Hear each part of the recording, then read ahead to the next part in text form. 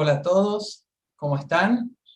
Les doy la bienvenida a este primer ciclo de entrevistas virtuales, dictar sentencias o resolver conflictos. Hoy con el honor, con el lujo de contar con la participación del doctor Pascual Ortuño como primer invitado. Contarles un poquito antes de saludarlo a Pascual, de qué se trata este ciclo de entrevistas. La idea es poder establecer un diálogo con magistrados acerca de dos funciones que están implícitas en la función judicial, pero que pocas veces es abordada como si fuera complementaria. Y estamos hablando de lo que es la composición y el juzgamiento.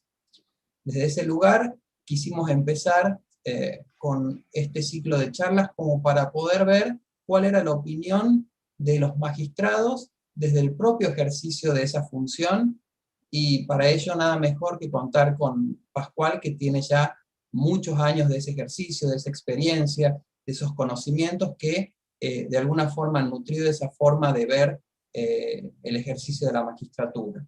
Así que ahora sí, aprovecho para saludarlo. Pascual, ¿cómo está? ¿Qué tal? Buenas tardes aquí. Buen mediodía ya, ¿no? En Argentina. Sí, por ¿Qué tal? aquí en Argentina son las 2 de la tarde, así que tenemos ahí unas horas de diferencia, pero bueno, estamos dentro de horarios que son, dentro de todo, accesibles para ambas latitudes. Muy bien, son razonables además, ¿no? Porque hay otras veces que son muy complicados, ¿no? Con otros países son muy complicados. Con Argentina es muy fácil. Pascual, muchas gracias por ser parte del ciclo, por inaugurarlo. Para nosotros, como dije al comienzo, es muy simbólico que usted sea la primera persona que va a participar del ciclo, así que bueno, desde ya, nuevamente ese agradecimiento para usted. Pues el honor es mío y además tratándose de Tucumán, que conozco, que he estado allí, ¿no? Que he recorrido sus calles, que he ido al Palacio de Justicia, a los juzgados y que traigo un buen recuerdo y tengo buenos amigos. Seguro Muy que bien. sí, nosotros de usted, de su visita en aquel momento por Tucumán. Pascual, no sé si le parece contarle un poco a la gente que nos está siguiendo algo de lo que son sus antecedentes, de modo tal de que puedan contextualizar tal vez aquello que usted nos va a contar desde ese recorrido que ha tenido en su profesión. Pues sí, sí, sí. Eh, bueno, yo empecé a trabajar hace ya muchos años, ¿no? ¿Mm? Empecé hace muchos años, en el 74 terminé los estudios de la facultad y después estuve trabajando con el doctorado, seguí trabajando en la universidad como profesor de Derecho Patrimonial en la Facultad de Económicas en Murcia, que es donde yo nací, y al mismo tiempo ejercí la abogacía. Ejercí la abogacía litigante durante 15 años, alterné la academia con la abogacía y fui incluso dentro de la organización de los abogados, fui secretario de lo que aquí llamamos el Colegio de Abogados de la región de Murcia. Finalmente, pues opté por ingresar en la carrera judicial por una vía que es una de las vías que se accede. Aquí se puede acceder por oposición desde el principio, ¿no? Al escalón más bajo como juez, o el primer escalón, no el más bajo, sino el primero, que es para juzgados unipersonales, o se puede acceder como magistrado, donde te incorporas a un tribunal colegiado. Yo accedí por esa vía, que es entre juristas de reconocida competencia, e ingresé en el año 1990. Desde el año 90, pues estoy aquí. En mayo dentro de poco, hará 31 años que estoy ejerciendo, más los 15 previos de abogado y de profesor. Y alterné siempre también la enseñanza, la docencia, tanto con la abogacía como luego con la judicatura. En la docencia en Barcelona, pues estuve en la Facultad de Derecho de la Universidad Pompeu Fabra, primero como profesor de Derecho Civil y posteriormente en una nueva asignatura que en España únicamente se estudia de forma obligatoria y troncal en la carrera de Derecho en esta Universidad de Barcelona. Es la asignatura que se llama Resolución Alternativa de Conflictos, que no solamente es la mediación, sino también pues, es el arbitraje, que es la negociación en positivo, que son bueno, pues otras diversas formas, ¿no? Y bueno, pues al mismo tiempo estuve una temporada como director general en la Generalitat de Cataluña, en el gobierno catalán, para redactar, aquí tenemos legislación civil propia, y en mi época pues se hizo la revisión del Código de Sucesiones y del Código de Familia de Cataluña. Luego también estuve 3 años como director de la Escuela Judicial Española. O sea, tengo un recorrido, ya son muchos años, no he hecho de casi todo, menos de futbolista, he hecho de casi todo lo demás, ¿no? Bueno, es interesante justamente por la visión que usted debe tener sobre el derecho, por haber estado en estos distintos espacios que inevitablemente a uno lo invitan a poder tener diferentes miradas que después complementan lo que es la actividad profesional, sobre todo después de 31 años de ejercicio de la magistratura. Pues sí, algunos en broma me dicen que en materia de familia yo contribuí o fui un actor importante en la redacción de la ley. Después he sido también, la he interpretado doctrinalmente con algunas publicaciones de las que tengo en mi haber, ¿no? Sobre el derecho de la persona, de la familia, derecho procesal. Y finalmente, como magistrado, presidente actualmente de la sección de familia de la Audiencia de Barcelona, pues estoy poniendo la jurisprudencia. Es decir, he conocido todas las facetas un poco de lo que es la gestión de los conflictos jurisdiccionales. La ley, ¿no? La doctrina y la jurisprudencia. Y Pascual, permítame preguntarle, si usted tuviera que explicar qué es lo que hace un juez en forma sencilla, ¿qué es lo que usted diría? ¿Qué es lo primero que se le viene por ahí a la cabeza? Sí, a ver, yo creo que el, lo, vamos, lo esencial sería intentar, yo se lo decía a los alumnos de la Escuela Judicial, intentar la defensa y la garantía de los derechos de los ciudadanos. Y digo intentar y remarco la palabra intentar porque sería muy ampuloso y por mi parte, por la parte de cualquier juez, decir garantizar. Porque para garantizar los derechos se necesitan muchas cosas, ¿no? Se necesita una buena ley, desde luego, se necesita comprender el conflicto y eso no lo vas a hacer, no lo hace solo el juez, lo hace con los abogados y demás.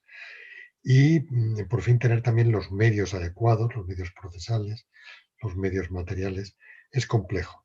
Pero yo creo que en el núcleo del quehacer, ¿no? Cuando a mí mi nieto me pregunta, ¿y qué es ser juez? Pues mira, es una persona que intento que los derechos que tiene cada persona se cumplan y, bueno, pues que se ejerciten debidamente, que nadie sea humillado por otro, que a cada uno le den lo que le corresponde según la ley.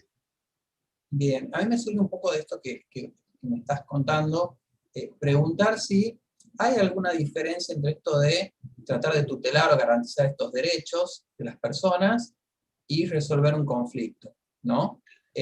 Siempre hay una relación entre la garantía de estos derechos y la resolución del conflicto. Sí, sí, claro. Hay una diferencia muy, muy grande, muy clara. Yo en todos los años que llevo trabajando, primero como abogado y luego como juez y magistrado, puedo afirmar, bueno, pues es una idea tremendamente equivocada. La justicia, la administración de justicia, es una máquina de hacer decisiones, de decidir. Alguna vez me ha costado algún disgusto, porque he comentado incluso en la prensa que lo que hacemos los jueces al decidir en un conflicto es algo culturalmente un poco más avanzado que tirar una moneda al aire, a ver a quién se le da la razón. Es un poco más avanzado. Un poco más avanzado porque tenemos que argumentar, tenemos que razonar, tenemos que explicar al ciudadano el por qué nos creemos una versión y no otra, y también por qué le damos la razón en base a la interpretación de la ley y a la subsunción del hecho en el presupuesto legal. Pero en definitiva hacemos decisiones, somos una auténtica máquina de decidir. Lo que es solucionar un conflicto, muy pocas veces.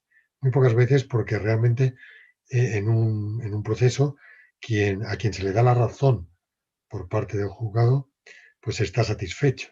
A quien no se lo da, pues siempre considera que se ha hecho una injusticia con él. Y Claro, tenemos, esto un poco creo que es lo que demuestra de alguna manera estas falencias que puede tener la construcción de este proceso judicial como un mecanismo que usualmente está asociado a la posibilidad de una resolución, si se quiere, civilizada de un conflicto de modo tal de evitar la barbarie, ¿no? Y para eso entra la ley que nos da algunos de estos parámetros para que el juez pueda decidir, frente a todas estas garantías, qué es lo que corresponde en cada caso. Pero quisiera preguntarle dentro de lo que es este proceso judicial, que más allá de las diferencias que pueda haber en cómo está planteado por ahí en España, en Argentina y en distintos países que nos pueden estar viendo, ¿cuáles cree usted que pueden ser algunas debilidades dentro del proceso que pueden dificultar este objetivo o esta función que tiene el juez? bueno, son diversas. La primera, yo diría que es la lentitud. La Administración de Justicia es un sistema, es una metodología, es un método burocrático que se ha conformado a lo largo del tiempo, ¿no? Para defender los derechos procesales de las partes, y entonces necesariamente tiene que ser minucioso, tiene que ser lento, tiene que respetar unos protocolos, unas formas, y eso implica la lentitud. Se tiene que dar la posibilidad de que las partes aleguen, contraaleguen, de que las partes propongan prueba, de que las practiquen. Muchas veces no se pueden practicar todas las pruebas que se quisiera por diversas razones. Luego se debe garantizar la crítica de esas pruebas. Se dicta sentencia y se tiene derecho también a una segunda instancia, a ir a una cámara, ¿no? A criticar la sentencia. Todo eso es lento. Y entonces, claro, hay muchos conflictos, muchos problemas que la lentitud les agota. Entonces, por otra parte, también es rígida, ¿no? Por su esencia, ontológicamente, el método judicial es muy rígido. No puede, no tiene la posibilidad de que los ciudadanos libremente hablen directamente, sino que siempre es el abogado el que filtra lo que es conveniente decir, lo que no es conveniente decir. Con lo cual, pues también tenemos aquí la importancia de la justicia formal. Y finalmente, claro, el proceso judicial es un proceso que engendra un alto grado de violencia, más en penal que en civil, y ese grado de violencia supone que muchas relaciones jurídicas, personales, económicas, etcétera, lo que ocurre con el tiempo es que se mueren. Yo digo, no sé si ustedes le llaman la autopsia, ¿no? Cuando te encuentras ante un cadáver, pues lo que se hace es la autopsia. Y yo digo que el proceso judicial, la sentencia, viene a ser como una autopsia de una relación jurídica o económica que murió. Y entonces puedes explicar por qué murió, quién tuvo la culpa, quién tiene que pagar la responsabilidad, etcétera. Pero la relación jurídica o la relación personal generalmente ha quedado muerta, ¿no? Y le preguntaría entonces, ¿cuál es el sentido, cuál es la finalidad que tiene esa autopsia, ¿no? Este proceso judicial como está planteado? Porque si nosotros advertimos todas estas debilidades, para llamarlas de alguna manera, ¿cuál cree que sea el sentido de que esté establecido como está y que no podamos tal vez pensar en una estructura de proceso diferente? Bien, pues yo creo que que la garantía de los derechos procesales de los ciudadanos tiene esta servidumbre. Por eso, yo el libro que publiqué en el año 2018 se llama Justicia sin jueces. Se llama Justicia sin jueces, que parece un título un poco fuerte, sobre todo para muchos compañeros me han dicho, ¿qué quieres decir? Que no hacemos justicia. Sí se hace justicia. Se hace la justicia burocrática, la justicia formal. Se pone punto y final a, a un conflicto de intereses que llamamos hacer justicia, ¿no? En base a las leyes que hay, etcétera. Pero realmente la justicia es algo diferente. Es algo diferente. Es un sentimiento que está en el ser humano. La justicia es un valor dentro de la axiología, dentro de la ética. Y entonces el ser humano conoce y conoce culturalmente lo que es justo y lo que es injusto. Entonces, a veces lo que es justo e injusto para el ciudadano no es exactamente lo que dictamina un juez o un tribunal con su sentencia. Se tiene la sensación de que no se ha hecho justicia. A veces quien ha obtenido la sentencia a su favor, la resolución a su favor, también tiene conciencia de que ha conseguido. Su abogado es muy bueno, ¿no? Es buenísimo un abogado cuando el cliente sabe que no tiene razón, sabe que no es justo lo que ha hecho el tribunal y sin embargo le ha conseguido una sentencia favorable. Y bueno, sin embargo, para la ciudadanía ese es un buen abogado, el mejor, el que no teniendo razón es capaz de conseguirle de un tribunal. Pero bueno, es una convención social. La Administración de Justicia Entonces, es una convención social en base a la cual pues se han hecho muchas definiciones de justicia, algunas muy bárbaras, ¿no? Pero en definitiva, el poder, el poder del Estado, lo que hace es que ofrece al ciudadano, pues igual que se ofrece la enseñanza, se ofrece la sanidad, pues ofrecer un servicio público de la justicia, que es decir, ustedes han tenido eh, una, una disputa, al final el ganador es tal, es como un árbitro, y muchas veces yo lo equiparo al fútbol. En el fútbol, pues se gana porque a veces el árbitro se ha equivocado, ¿no? Pero es inapelable. Y ha ganado uno sin haber jugado mejor, sin merecer ganar, ¿no? Pues a veces también pasa esto con la justicia, pero es una convención social. Claro, por eso, cuando es muy exagerada dista mucho el sentido de la justicia que tiene el ciudadano con lo que han dicho los tribunales, pues surgen los conflictos, incluso los conflictos en la calle, ¿no? La gente que protesta, que sale a la calle a protestar, quema contenedores, porque ven que lo que se ha dicho por la justicia no es realmente justo. Y bueno, pues yo creo que aquí es en donde surge la necesidad de buscar unos métodos alternativos.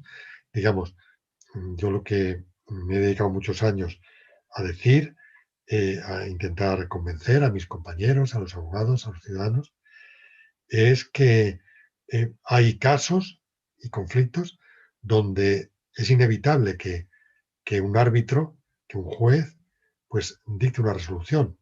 Y dicte una resolución, digamos, más o menos justa. Pero aquí se ha terminado, ¿no? Con las apelaciones, aquí se ha terminado.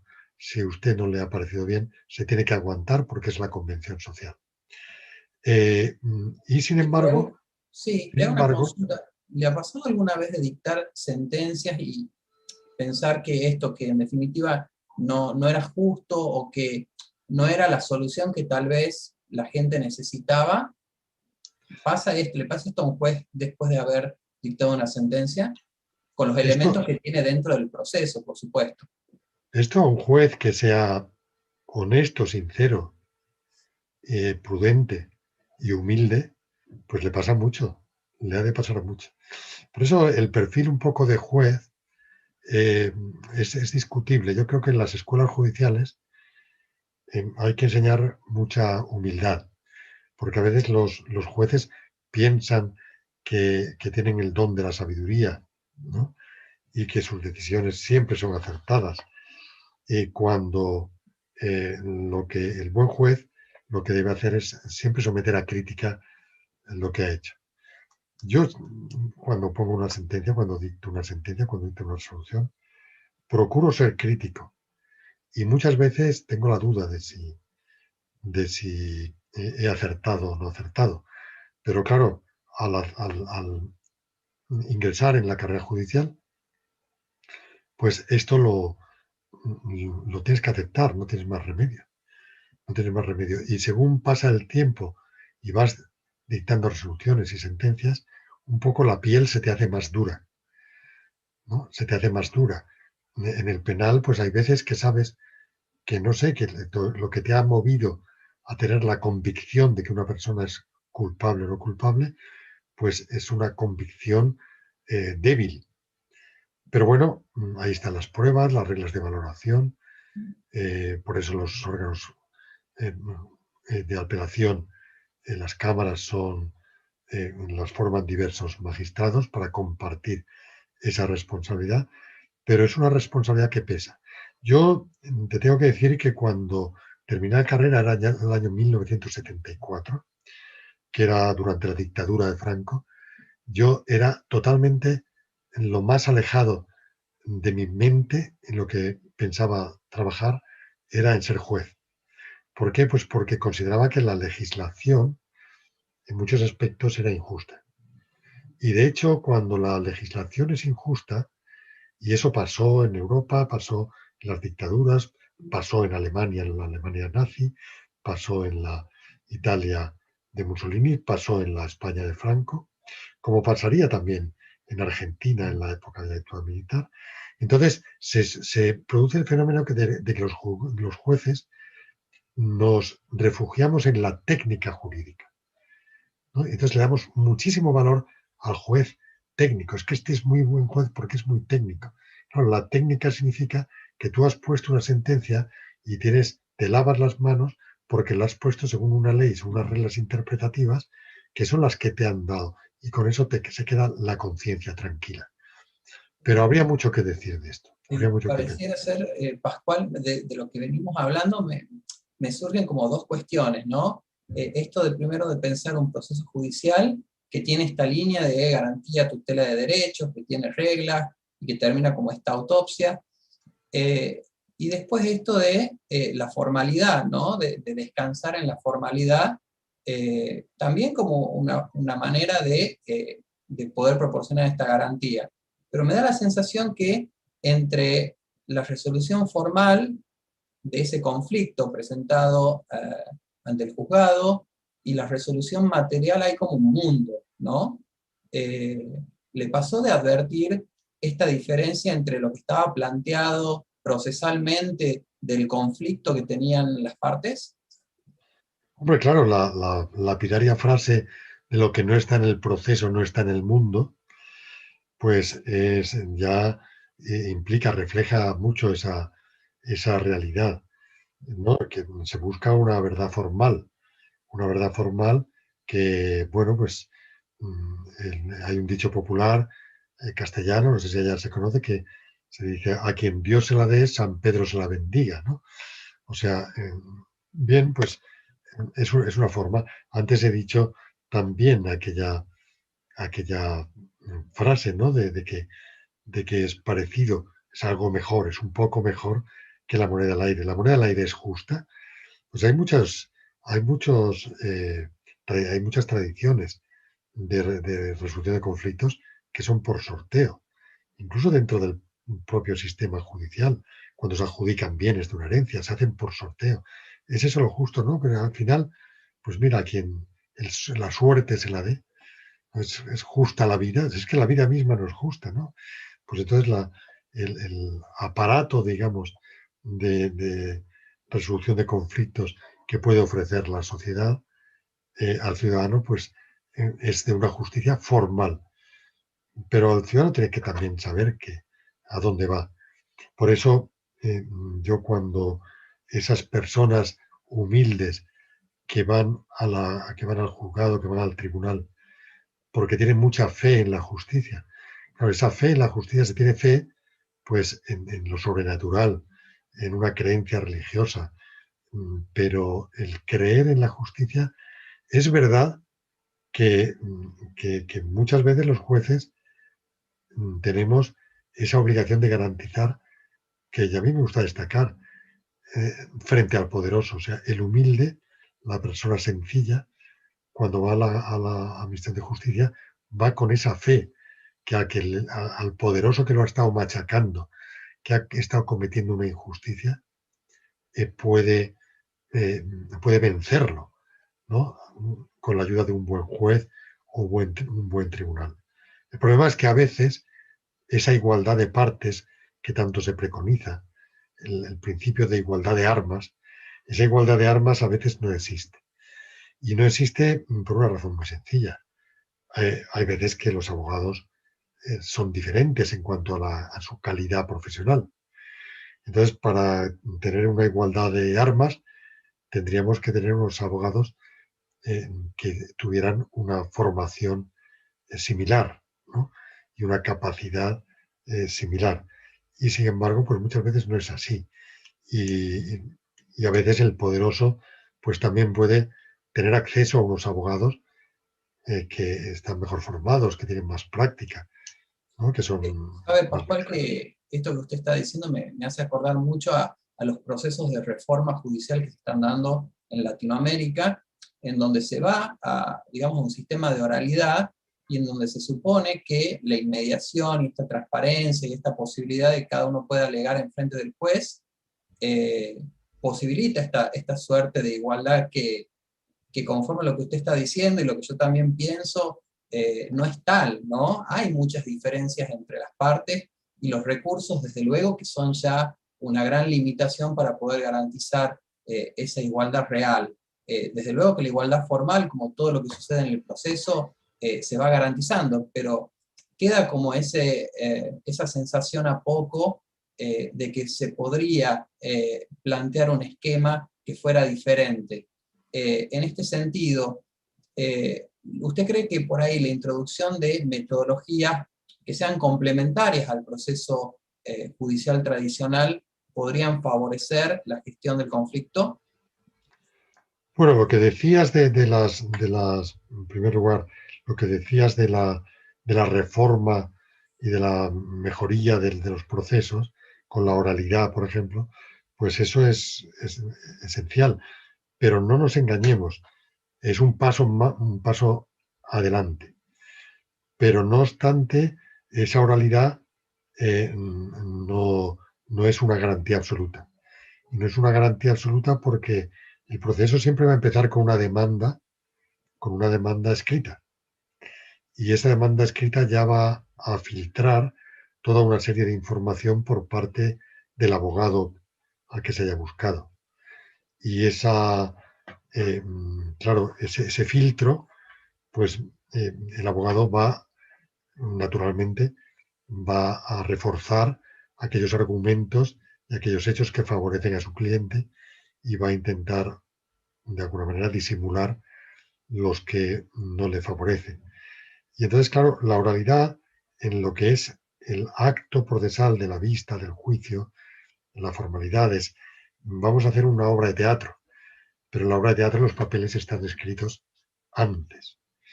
Y entonces tampoco es esto directo.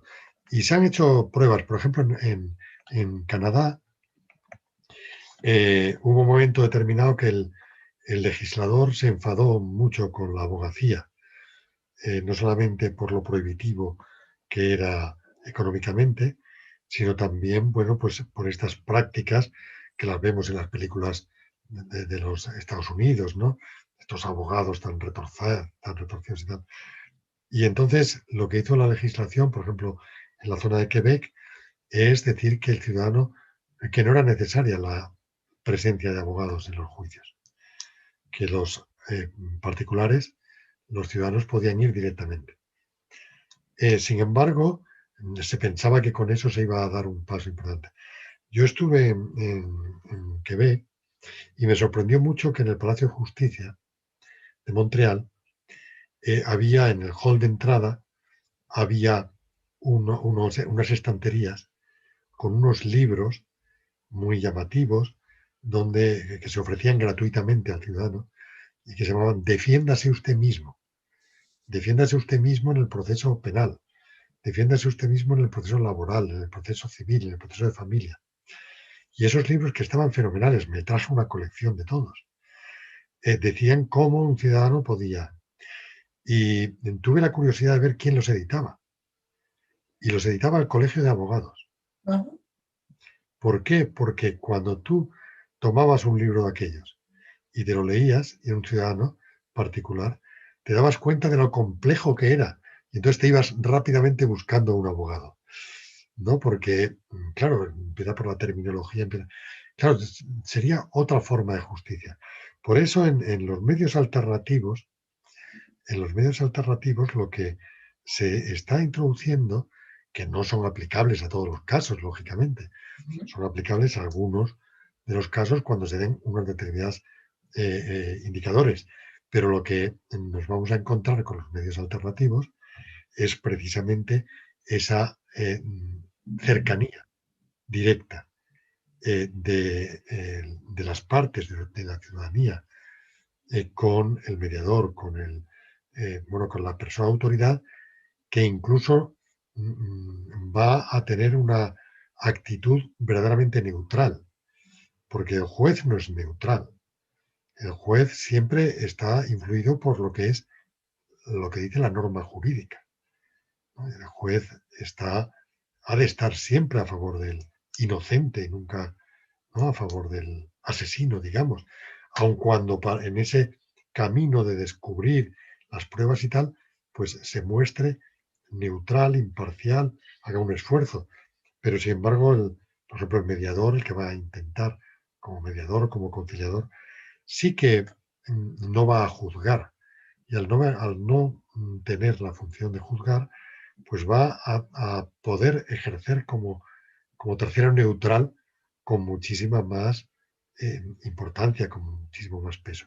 Y después va a recibir la información directamente del ciudadano. Toda la información que precisa.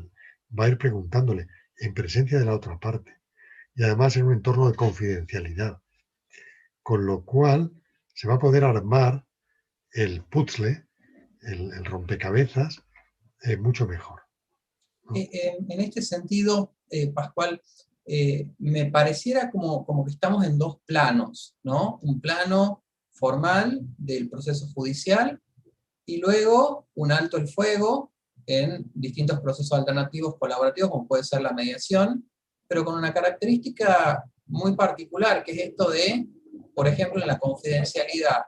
Todo lo que ustedes digan aquí no los va a comprometer después en la instancia judicial, y entonces es como que el conflicto real, de alguna manera, comienza a emerger en un espacio en donde las partes tienen las garantías de que pueden realmente expresarlo de esa manera. Es como que en este otro lugar que tiene garantías formales, se vieran también obligadas a contar una versión de la historia que sea la que de alguna manera genere la convicción en el juez para darle la razón, ¿no? Pero son como dos planos diferentes. Sí, sí.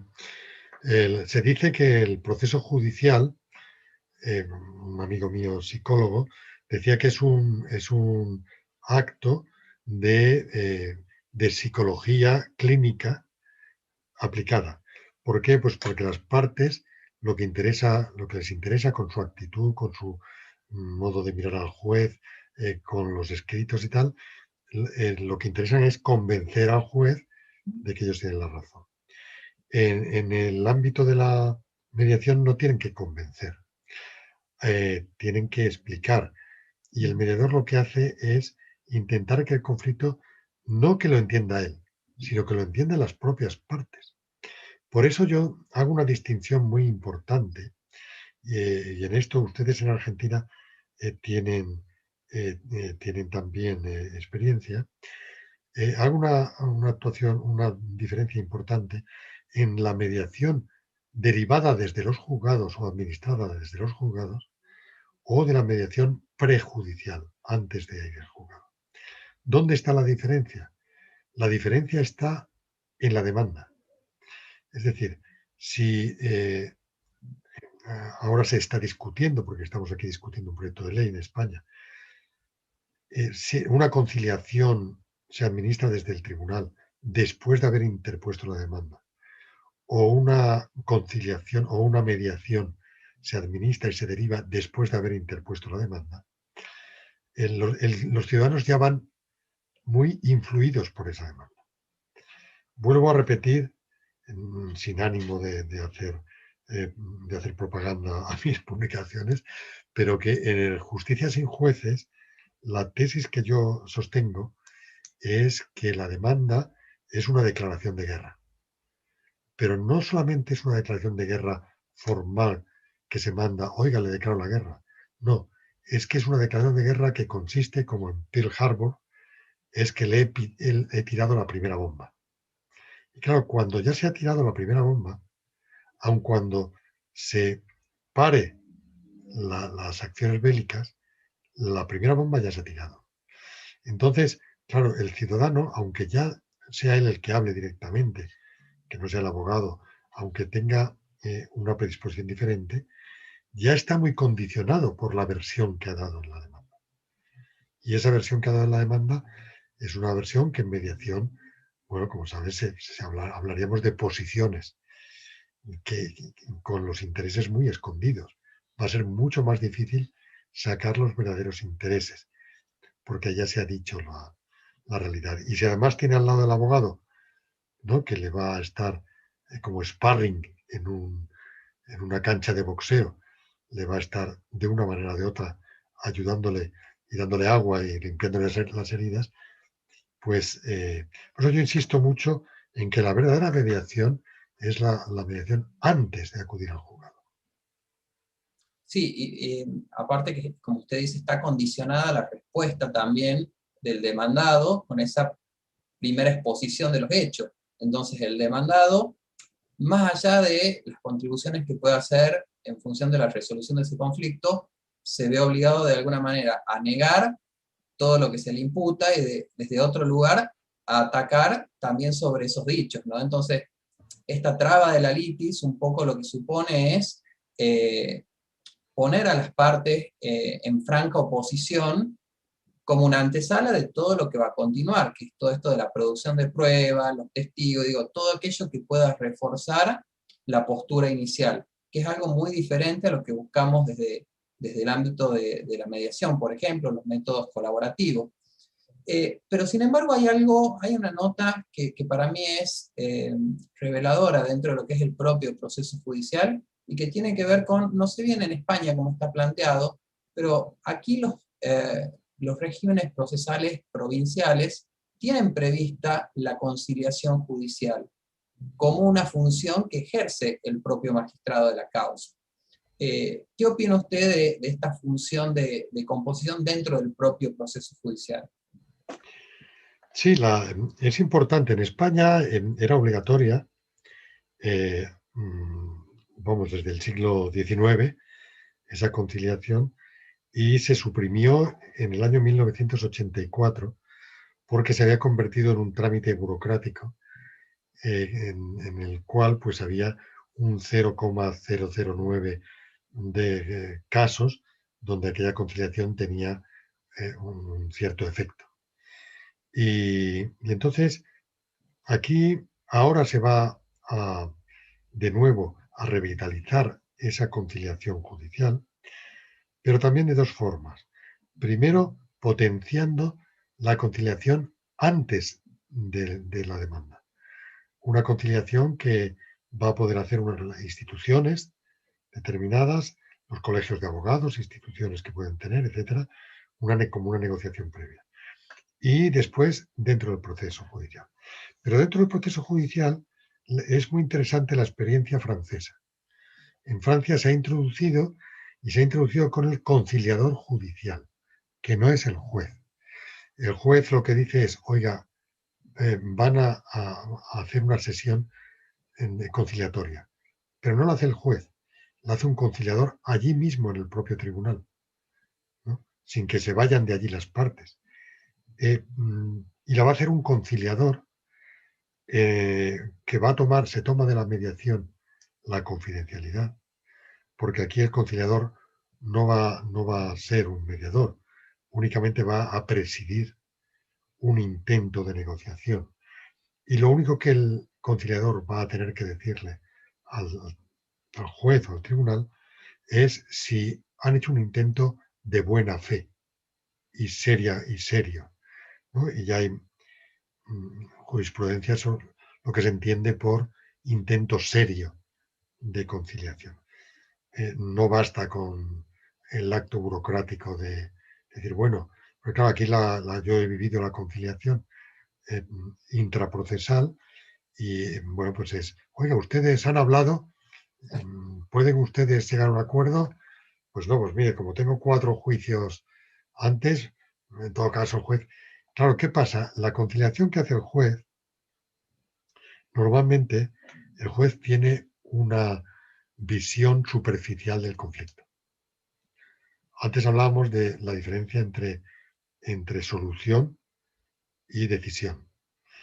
Claro, el juez sobre todo cuando va a dictar la sentencia, que se ha celebrado todo el proceso, ya tiene más conocimiento.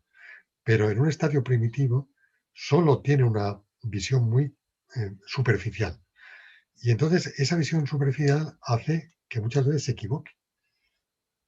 Se equivoque porque está aplicando unos prejuicios que él tiene. Oiga, deberían ustedes conciliar. Yo a veces he pensado con las conciliaciones, y lo he dicho a los jueces incluso, que si yo fuera ciudadano y tengo razón y además estoy convencido que es un caso donde la persona que tengo enfrente, a la que he demandado, necesita una sentencia porque es un prepotente, pues que es un narciso, porque necesita, bueno, decirle, oiga, usted lo ha hecho mal, decírselo por escrito, que se lo diga un juez. Entonces, si yo estoy en esa tesitura, a mí me sentaría muy mal que un juez, directo o indirectamente, me invitara a conciliarme. Pero no, es que si yo he llegado hasta aquí es porque quiero una sentencia. No quiero que se dicte una sentencia en la que se condene a esta persona. Entonces, claro, esa conciliación ha de enmarcarse. A mí me gusta más ese sistema francés. O, claro está, una conciliación hecha por un tercero dentro del propio juzgado o por el propio juez, pero en un estadio no inicial del proceso, sino en un estadio más adelantado, Bien. donde el juez tenga ya un conocimiento real de la problemática que hay en el conflicto.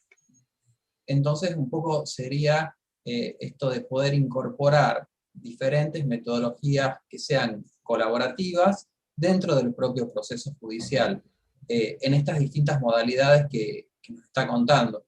Y esto me parece particularmente interesante porque se plantea dentro del proceso judicial, que usualmente lo tenemos asociado a la lucha, al litigio, a la oposición, se plantea también esta posibilidad de componer.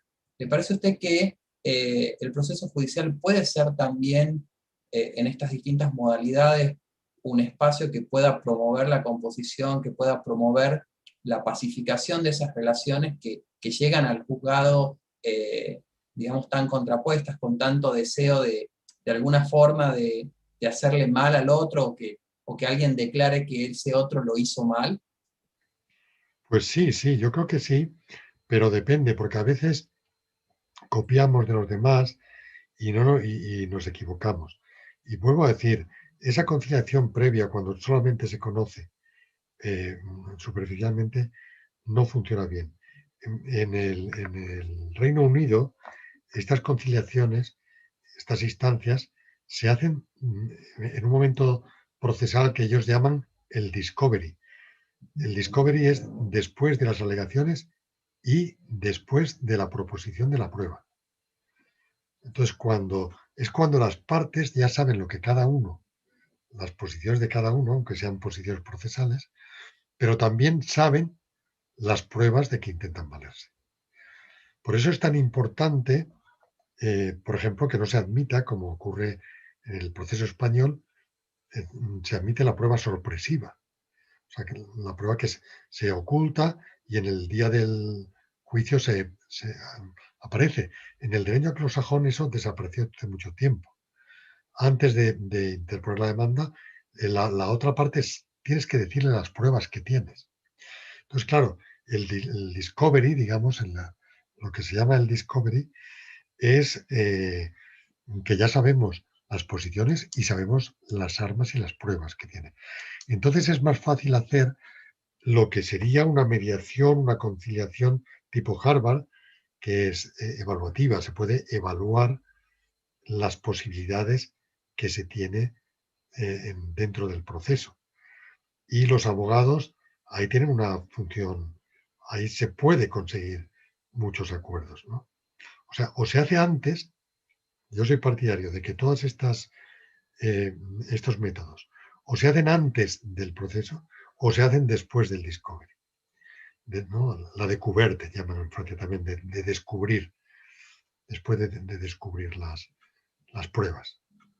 Permítame, Pascual, que lo lleve ahora al terreno de lo que son los conflictos familiares, sobre todo en función del último libro que ha publicado, de Hijos Ingratos, en donde usted plantea diferentes relaciones conflictivas de hijos adultos con sus padres, ¿no? Pero pensando en general en la conflictiva familiar, ¿le parece que hay, y usted, bueno, yo sé que he estado trabajando en la coordinación de parentalidad, ¿le parece que hay distintas metodologías que serían interesantes como ir, digamos, acompasándolas junto con este proceso judicial sin que fuera necesario decidir si es una u otra? A ver, yo lo que creo es que a ver, en la metodología de la resolución de conflictos, pues hay una que es más dura, que es el proceso judicial, y luego pues hay otras que buscan la composición, hablamos de la mediación y demás.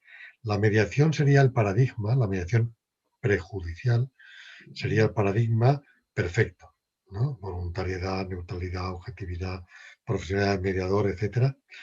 Pero luego, en la medida en que el conflicto está evolucionando, eh, yo lo veo en un plano paralelo al del conflicto judicial, pues entonces hay especialidades. Y por eso veo que la mediación prejudicial, la preparación que tiene que tener un mediador, es diferente, en algunas cosas es igual, pero en otras es diferente la mediación que se hace en los tribunales, porque ahí ya hay unas características singulares. Y es diferente a la mediación que se hace cuando se ha dictado sentencia en la primera instancia y está en la Cámara. Allí también hay otra peculiaridades. Ahí no se puede ir en blanco. Ya partimos de toda una historia del proceso que las partes conocen y que debe conocer también el mediador, etcétera. Y luego hay otra fase final que es la coordinación de parentalidad que se produce en ejecución de la sentencia. Las sentencias de familia, cuando hay hijos y hay conflictos en el cumplimiento de las sentencias de familia. Entonces, claro, ahí ya se ha juzgado todo. Hay y lo que pasa es que no se puede cumplir la sentencia porque hay elementos exógenos, como es la voluntad de los hijos, como son las dificultades por los conflictos que van surgiendo. Y ahí, claro, le llamamos coordinación de parentalidad, pero también es necesario que, aparte de las técnicas específicas de pedagogía, de educación social, de etcétera, etcétera, que también se tengan las habilidades del mediador típicas. Pero sería ya, por eso creo que muchas veces la mediación no tiene el éxito que debería tener porque se intenta aplicar lo mismo para todo. El café para todos y no, pues depende. Tú puedes hacer una comida, tienes diversos ingredientes, pero dependerá también de los ingredientes que sea y de si es un desayuno, si es un almuerzo, si es una cena, si es para un enfermo, ¿no? Es diferente la cultura culinaria. Entonces yo, a ver, creo que esto es importante tenerlo en cuenta. Y en cuanto a los conflictos de familia, el de hijos ingratos está referido a hijos mayores de edad. Ya hemos pasado el conflicto típico de familia, de la mediación familiar, que es durante la minoría de los hijos, en lo que se refiere a los hijos, ¿no? Es ya después. Y claro, después que un hijo puede tener 30 años, 40 y tener conflictos con sus padres mayores, etcétera. Ese tipo de conflictos, generalmente, en un 80%, los que yo trato en mi libro, no van a los tribunales, no van al juzgado. No van al juzgado porque los padres tienen vergüenza, o los hijos tienen vergüenza, si ha habido conflictos, si ha habido incluso la violencia intrafamiliar, de denunciarla, temas económicos, temas de abusos de hijos, tal, es problemático. Pero sin embargo, la mediación tiene ahí un campo importantísimo, porque la mediación sí que es, no hay que denunciar, simplemente hay que buscar un mediador para que haga de enlace, para que invite a la otra parte a reflexionar en común y se puede ir con la tranquilidad pues de que no has tenido que ir a un proceso judicial. Claro, si un padre, por ejemplo, tiene problemas con un hijo al que le ha dejado dinero o que el hijo le ha robado o le ha distraído dinero de la empresa, etcétera, pues si vas al juzgado ya es muy difícil, porque vas a buscar un abogado y el abogado lo que va a hacer es poner una demanda, ¿no? Y hay una acusación, etcétera. Sin embargo, con el mediador se pueden ver otras posibles alternativas. Estudiar por qué ese hijo le trajo dinero. Si es que tiene un problema de drogadicción, si tiene problemas económicos, emocionales, qué es lo que pasa. El padre puede entenderlo, el hijo también puede entender mejor al padre. ¿Por qué no se lo dijo? Porque a lo mejor si lo hubiera dicho, el padre le hubiera prestado el dinero, ¿no? Son situaciones que es un campo nuevo para la mediación. A veces cuando se dice, es que la mediación quita trabajo a los abogados. No, hay muchos conflictos que no se solucionan, que están ahí en la sociedad, que se rompen relaciones entre padres, madres, hijos, etcétera, y lamentablemente no tienen solución posible. Y sin embargo, la mediación puede puede servir de ayuda para este tipo de casos. Pascual, le hago una consulta porque usted integra de alguna manera todos estos conocimientos que tienen que ver con la mediación, ¿no? De manera tal de poder hacer una comprensión más amplia, más sistémica del conflicto. ¿Le parece que esta formación, independientemente de que el juez no sea un mediador, ¿no? Que tenga otra función, ¿le parece que es importante que los jueces tengan esta visión incorporada? Pues sí, porque los jueces son los que pueden eh, mm, potenciar la mediación. Y la pueden potenciarlo por lo siguiente. En España hay 200.000 abogados. 200.000 abogados que se han formado en universidades donde sobre todo les han enseñado a pelear. Entonces, cambiar la mentalidad de los abogados ya consolidados es muy difícil.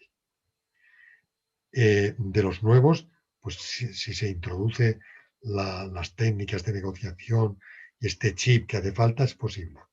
Pero a los abogados ya son consolidados, no. Son, digamos, irrecuperables. Y entonces, la única vía es que los jueces valoren estas actividades negociales previas, ¿no? Y eso lo hemos visto en los países donde la mediación se ha implantado.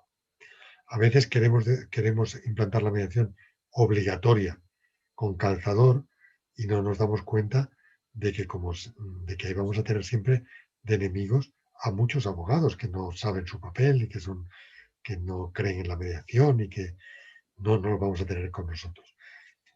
Sin embargo, cuando un abogado participa en un proceso de mediación en serio, porque el juez además lo convence, le dice que vaya, Sí.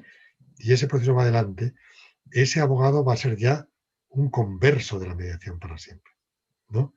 Porque va a saber cuál es su papel, va a saber que para el cliente es mejor en determinados casos y no va a tener miedo, no va a, no va a establecer un pugilato con el mediador, no va a decir, es que yo ya soy mediador, que es lo que dicen muchos abogados, yo soy mediador, yo soy conciliador, no. Cuando ellos ven que es otro trabajo diferente, Pues, pero claro, los jueces pasa igual.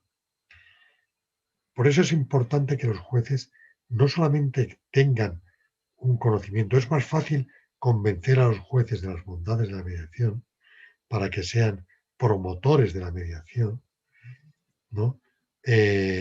Cuando un juez pregunta aquí, en España, oiga, ¿fueron ustedes a mediación? Y el abogado dice, no. Aquí se puede preguntar, ¿por qué? Bueno, pues porque es que yo no creo en eso. ¿Cómo que no cree? Y cuando ven que el juez se pone serio, de verdad, pues yo creo que este es un caso apropiado, porque aquí veo que en materia jurídica no hay mucha, ¿no? Más emocional, es más, ustedes deberían hacer un esfuerzo, ¿no? Pues mire, vamos a suspender y van a ir ustedes a mediación. Cuando los abogados ven que los jueces hablan así, van a mediación.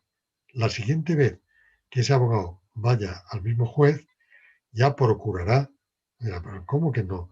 Pues no lo dije la otra vez, ¿por qué no ha intentado usted antes, no?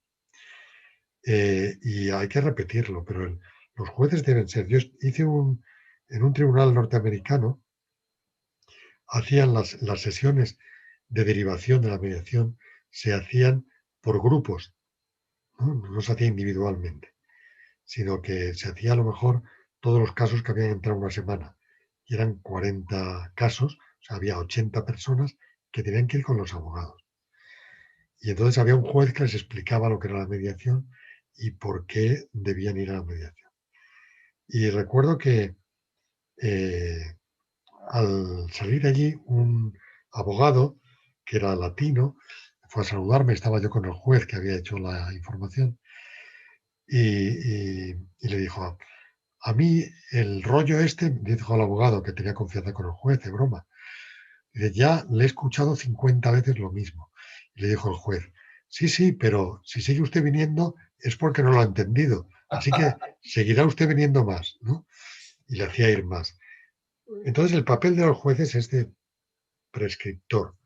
Entonces a mí me da la impresión de que muchas veces, por ejemplo, lo que pasa en Italia, cuando la mediación es obligatoria y los jueces se desentienden y no tienen un protagonismo activo en promocionar la mediación. No sé si en Argentina pasa esto o no.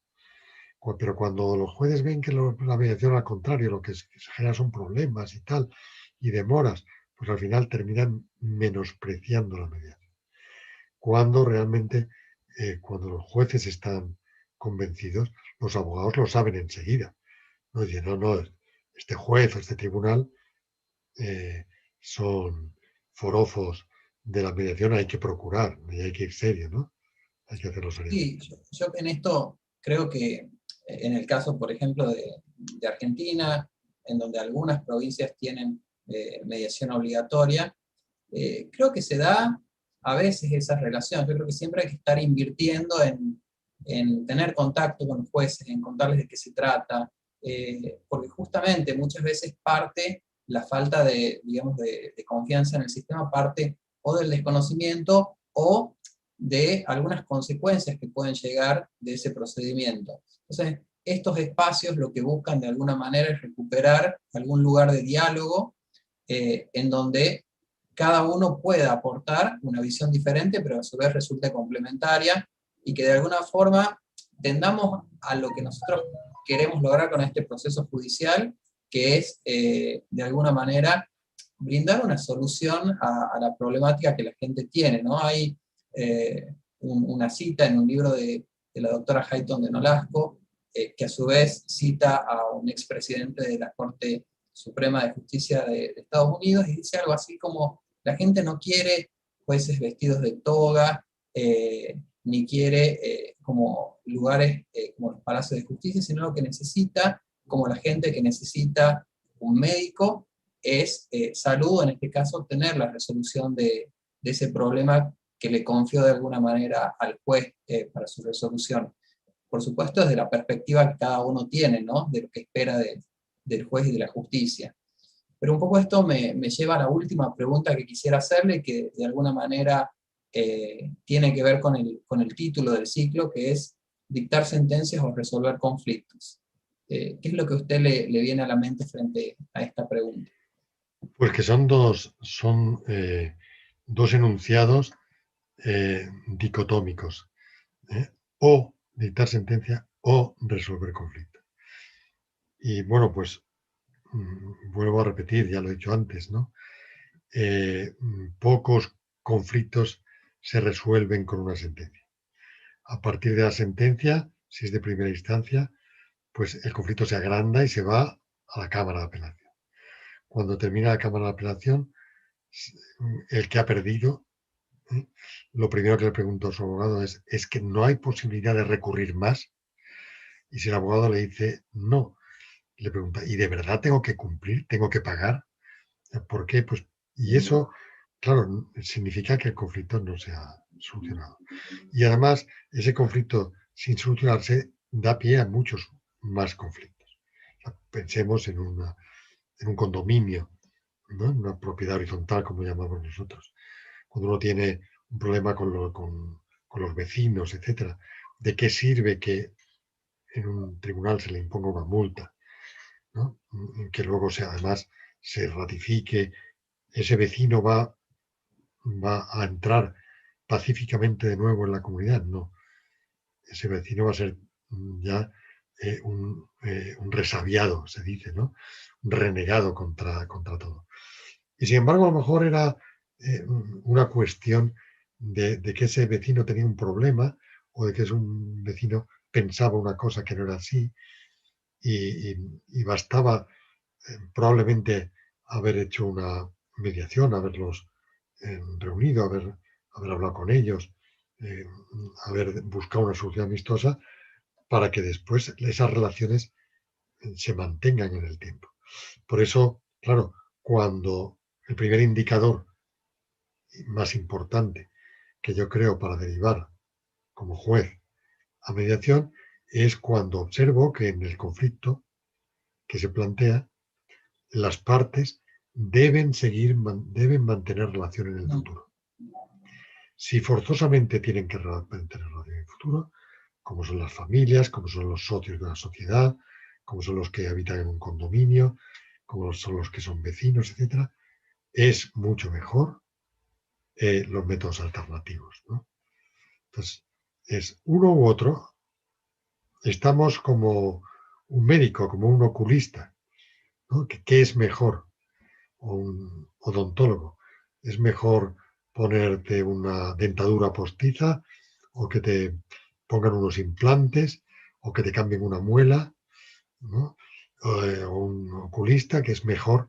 Entonces, claro, pero eso lo tienen también que aprender, lo tienen que aprender los jueces, lo tienen que aprender los abogados, en saber diferenciar y saber dónde está el por qué tienen que ir. Porque muchos abogados dicen, no, es que mi cliente no quiere ir a mediación. Yo les pregunto, bueno, pero usted le ha explicado bien eh, todo el proceso, todo el camino que tiene que andar, a dónde se puede llegar. ¿Le ha explicado usted a su cliente bien qué es la mediación? Nosotros en la audiencia de Barcelona, en la cámara, pues ustedes llaman cámara, ¿no? A veces pues le preguntamos, ¿usted sabe lo que es la mediación? Y claro, a veces, no, me dijo mi abogado que no. Bueno, pero usted le explicó por qué, pues no. Y cuando se lo explicas, pues muchas veces dice, pues eso no me lo había dicho nadie, ¿no? Así que no sé si te he contestado a esta última pregunta. Sí, absolutamente. De esta pregunta surgen siempre como distintas visiones, que es también lo rico, ¿no? de ese postulado. Saber qué es lo que a cada uno le surge de esa pregunta, porque hay quienes realmente se encuentran convencidos de que no es algo dicotómico, sino que la sentencia resuelve, y no resuelve desde lo formal, sino que resuelve materialmente el conflicto. Como hay otros que dicen, bueno, a veces sí, a veces no. Puede ser que esa sentencia efectivamente haya funcionado como una manera de resolver el conflicto. Luego podemos discutir si fue una manera más pacífica o no, o si hubo algún grado de violencia institucional para que esa resolución fuera tal. Pero es interesante porque desde lo que usted nos está contando, usted lo ve como algo dicotómico, ya desde desde desde la propia Esto población. sería muy interesante para la formación de los jueces y para dilucidar este problema, que se hiciera un seguimiento, igual que los médicos hacen un seguimiento del paciente para ver si la intervención quirúrgica ha sido Ujú. exitosa o no, pues los jueces deberíamos también hacer un seguimiento. O sea, ¿ha funcionado al cabo del año, de los 2 años, ha funcionado la resolución que yo puse? ¿Ha solucionado el conflicto o sigue siendo más grave? Entonces nos daríamos cuenta, sería vamos, desde el punto de vista pedagógico, aprenderíamos mucho, ¿no? Yo creo que aprenderíamos mucho. Espero, Pascual, que se haya sentido cómodo con la entrevista, que haya estado a gusto. Para mí ha sido un placer y la verdad una riqueza enorme haber compartido esta entrevista con usted. Aprovecho para agradecerle también, además de usted, a todos los que nos estuvieron acompañando, que seguramente después nos van a ir comentando qué les ha parecido la entrevista. Así que bueno, simplemente un agradecimiento enorme con usted por dar por inaugurado este Pues, ciclo. pues muchas gracias. La verdad es que he estado muy cómodo porque estoy en mi casa y no he tenido que salir a la calle con la pandemia, pero hubiera preferido la incomodidad de estar en Tucumán, de haber viajado y de compartir con ustedes algún asado por allí, ¿no? Y de compartir unos cánticos, unas cancioncitas y haberlos visto personalmente, que espero que lo podamos realizar, ¿no? Pronto, que la pandemia esta se pase y que podamos reanudar la relación personal que siempre, lógicamente, es mucho más afectiva y efectiva. Así que muchísimas gracias. Muchas gracias y bueno, no va a faltar la ocasión para que eso suceda, aparte tiene un montón de amigos acá en Argentina que van a estar muy contentos de poder verlo y de poder compartir esos espacios con usted, entre los cuales permítame que me incluya también. Pues encantado, por supuesto. Muy bien, pues adiós y buenas tardes. Muchísimas gracias, saludos a todos y bueno, nos vemos la semana que viene con una nueva edición de este ciclo de entrevistas virtuales. Muchísimas gracias.